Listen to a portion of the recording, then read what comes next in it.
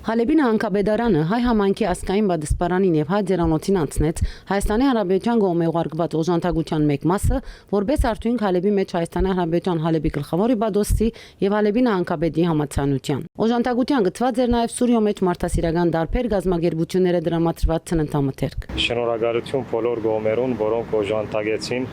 հայ ձերանոցին եւ բադսպարանին։ Օժանդակությունը ստանցնեցին հայ հոգևոր բեդերու եւ վերոհիշյալ գարույցներու խնամակալ մարմիններու ներկայացուցիչները։ Մենք երեք համայնքներով, իրենց համայնքապետներու ներկայացուցիչներով մեր գարելիությունը գնենք հայ ձերանոցը այս դժվար պայմաններում մեջ մեր լավագույն ձևով խնամք տանելու, որտեղ այս մայրիկները, հայրիկները պետք ունեն անձերու, որ իրենց հոգադարություն ցցնեն։ Մեր շնորհակալությունները նաեւ Հայաստանի Հանրապետության, որ